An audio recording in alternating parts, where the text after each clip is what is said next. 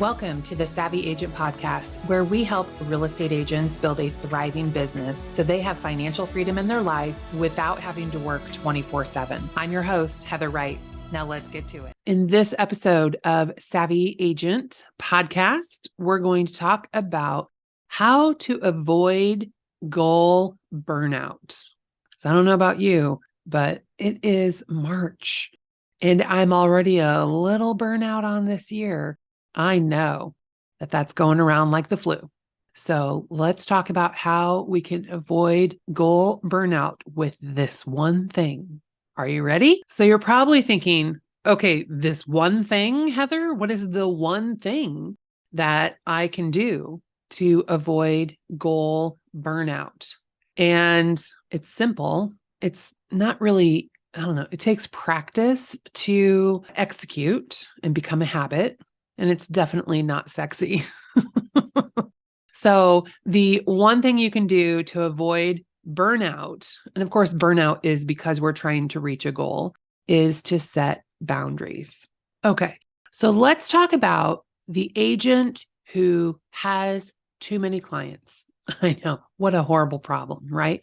But it is a real problem because you work and work and work to fill your sales pipeline. And sometimes it's like that awful roller coaster where you are at the bottom of the roller coaster. You have no clients. So you're posting on social media, you're doing all the things, you're making your calls, you're working your follow-ups, and then you're at the top of the roller coaster.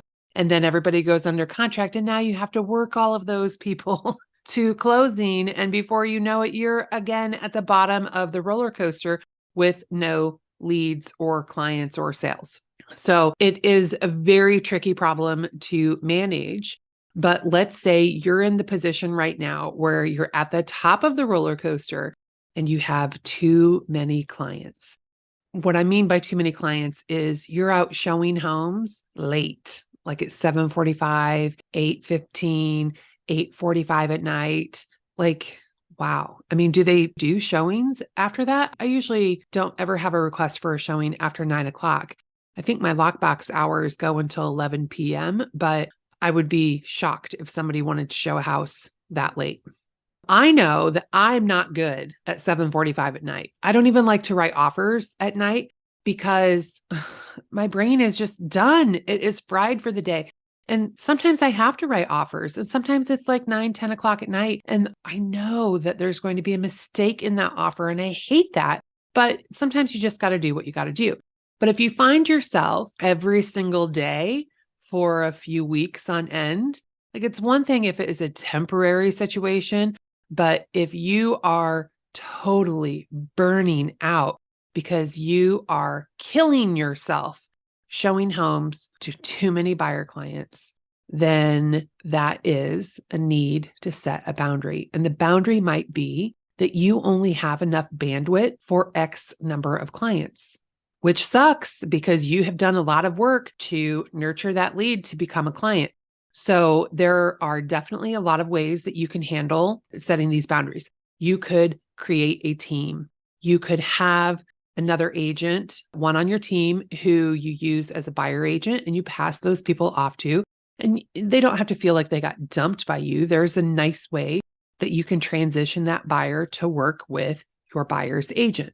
But maybe you don't want to be a team, but you still have like all these people that realistically you just can't really handle because you're killing yourself. You're spending all this time showing homes and writing contracts and all of the things that go into having too many buyer clients at once. And someone is going to have a disservice here. It's definitely going to be you, and it's possibly going to be one or more of your clients. So have you ever had a vacation buddy? I have had vacation buddies at the office, people who would cover my work for me when I go out of town. So maybe you have an overflow buddy, somebody who is happy to work with your clients. Maybe, agents in your office, if they have a business that's similar to yours or not. So then you could trust that my vacation buddy was Rodney. I would trust Rodney to work with any one of my buyer clients because I know he's really good at his job. Yes, he does things differently than I do, but I trust 100%. So I could absolutely set the boundary to say, I only work with so many clients. I don't want to have a team. but I do have an overflow buddy. And you wouldn't say that to your client, but you would maybe say, oh, my partner, Rodney.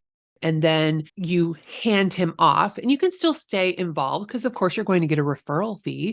So you still stay involved. You can still stay in touch with that client. You can reach out to them periodically. Maybe you have a lull in your busy time, and so you can go on the showing with Rodney, or maybe Rodney just helps you on a busy night and you work out a favor structure. Maybe, you cover for him, he covers for you, or maybe you give him a percentage, a cut of the deal, whatever makes sense for both of you. But that is definitely one way that you can handle transitioning those clients out of your schedule because your schedule is too jam-packed to take them on.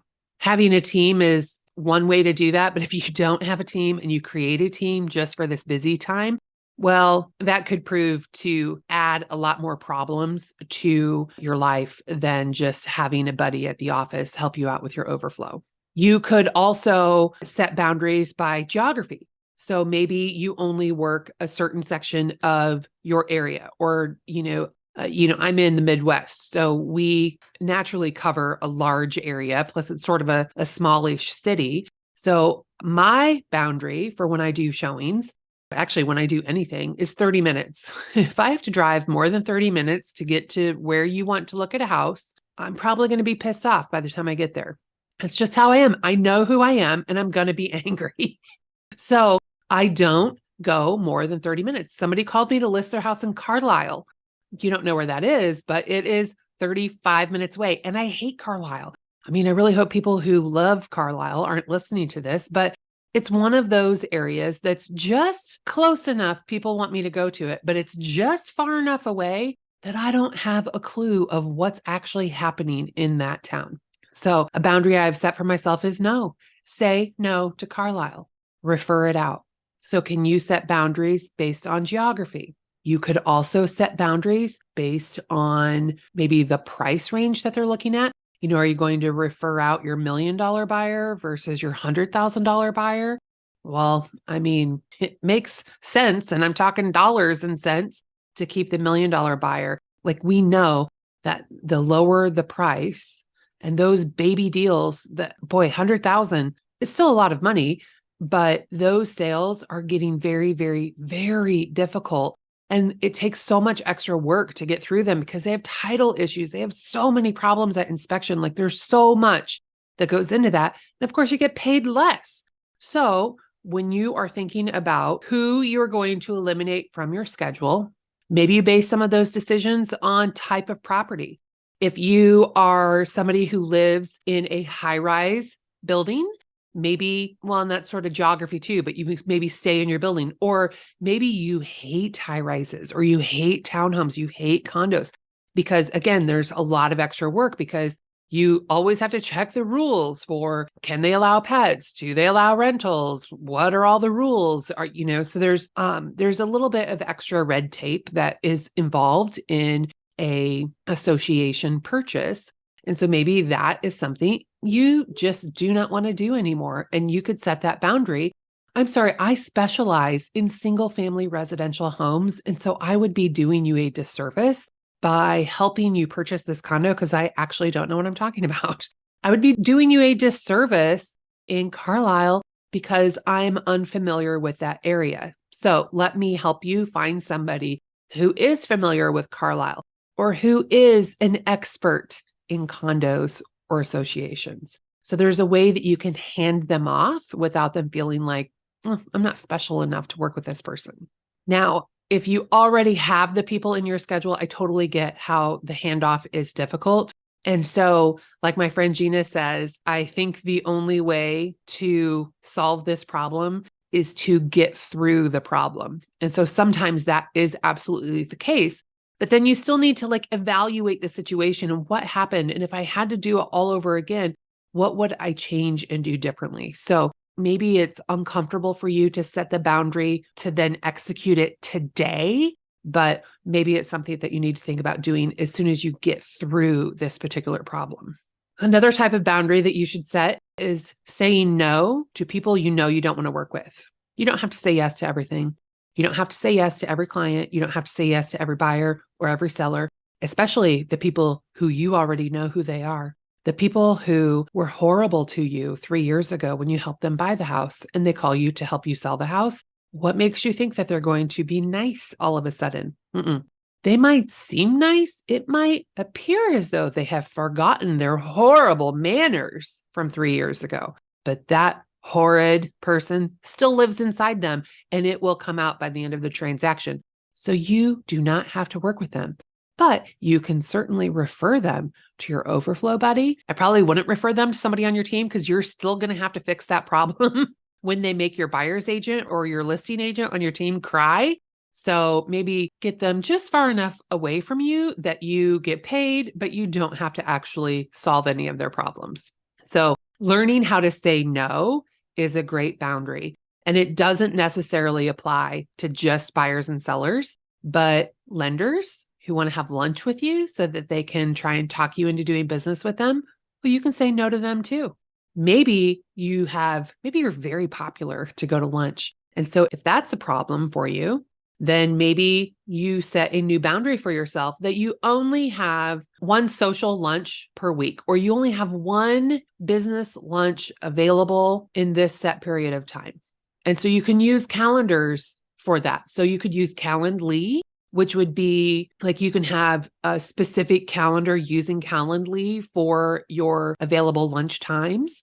And you can set up rules so that only so many show up. And if you have already booked, I'm not sure what all the rules are, but like if you have booked a lunch this week, don't show any more lunches this week, only show 3 choices on the calendar times for them to choose from, various things like that. So I'm not looking at the Calendly app right now. I know they have that capability. And Calendly is one of many scheduling programs. I actually started using Motion, which is sort of a productivity tool, app, software. I'm not really sure what exactly you would call it, but it also comes with a scheduling link where I think the rules are actually a little bit more easy to customize on Motion than they are on Calendly. But of course, it's a little bit more expensive because they have more functionality within the program that they're offering. So that was a little side note bonus for you on some software to help manage your life. But back to the boundaries. One thing that I know I consistently learn, you just have those lessons that, dang it, no matter what, I forget it. And then I have to learn it again and again and again. One day it will stick. But maybe you also suffer from this problem. And it is ownership of all of the work. You have to do all of the things yourself. Okay, well, first of all, that's not true. And that's actually not my problem. But my recommendation is to farm that out. Get a transaction coordinator. They are paid per closing. So you don't even have to pay them until you have a closing. And they get paid at closing just like you. And then if you need more assistance after you have a transaction coordinator, maybe it's time to think about getting an assistant. And then here's the problem that I have. Sometimes I find myself doing the work for my TC or for my assistant because it's just easier if I send the file than if I forward it to them and tell them to send the file. Or God forbid, it's a training situation and I have to train somebody how to do something. I'll just do it myself and we'll deal with the training later. But of course, the training later never actually happens. And so I'm just constantly in this weird juxtaposition where I have staff to be able to do this stuff for me. And yet I don't let them do it. It's nuts, I tell you. So set the boundary. What do you need to do? If you know who you are, I know who I am. I know this is a problem that I have. And if you know who you are and that this is an issue you struggle with, what can you do to make it better? Can you take 10 minutes to record a Loom video and send it over? Can you, I have a VA who actually is going to be editing this podcast for me. But my VA, when I empowered her to do the research and solve the problem herself, it was incredible because I was overwhelmed because I have to record the podcast. I have to write the content for the social media posts. I have to approve the design work that she does. I have to write the description for the podcast. I have to write the email. Oh my God. And then that's for 2 businesses. That's for Savvy Agent. And then it's also for my real estate business. It's a lot. And so I was overwhelmed by that, facing burnout. And so my solution a coach suggested this to me and she said, have your VA do it. I'm like, oh, well, sometimes her English, sometimes it's just not great because it's second language. And, sometimes you can tell that it's not written by me. And she said, have her use, this is my coach saying, have her use AI. And this was before ChatGPT. So I'm like, okay, well, I guess I do have like 2 AI writers that she could probably use, but gosh, I don't want to have to train her. She's like, my coach says, you don't have to train her. Tell her to figure it out. It is so amazing. Like I did maybe 3 or 4 minute loom on one software for her to use. And then if this isn't clear for you, find the help documents and learn it. Now she's going to get paid for the time that she's learning, of course. Everybody wins in this scenario. But for some reason, I was under the misguided impression that I had to do the training for her, which was extra overwhelming for me because I don't want to take the time to do that. And so, this cycle continued. But now we broke the cycle and my VA not only trains herself on the things that needs to be done, but she also provides suggestions on things that need to be done. Just today, I was out showing a house. I was in my car, of course, reading Slack messages. Like I'm a menace on the road, I'm telling you. Do as I say, not as I do. And don't be reading Slack or sending videos. Like I'm sure every realtor does all of these things, but I should probably quit confessing all of my bad driving habits. But anyway, she sent me a suggestion and she says, Heather, I was thinking. And then she didn't tell me what she's thinking about. And I'm like, oh my God, she is going to quit. I can't believe this. The suspense, it was killing me. So I then had a little panic attack. What am I going to do? I can't lose her. And thank you, VA, for not quitting in that message that you sent me today. And so then she had this really long message that she had typed out on what she was thinking about. And it was updating one of our social media strategies on making our content last a little bit longer. And I'm like, she's like, can we do this? Yes. First of all, thanks for not quitting. And second of all, you're the boss. I do not give a shit about any of this. You are in charge of it. Yes, we can do what you want. That absolutely makes sense. Thank you for running it past me. Go with it. And that is because I am not limiting her. I empowered her. And that is hard to describe in one sentence about how that is a boundary that I set. But the boundary is actually releasing myself from that approval process and from the rigid idea that all of the work has to be done by me. That's just not true, especially now that we have ChatGPT.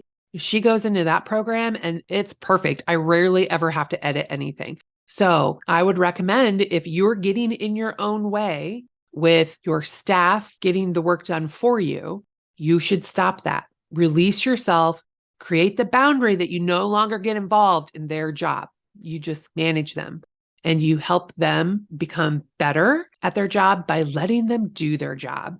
What a gift that you are helping them increase their own knowledge and their skills by letting them do the job that you're paying them to do.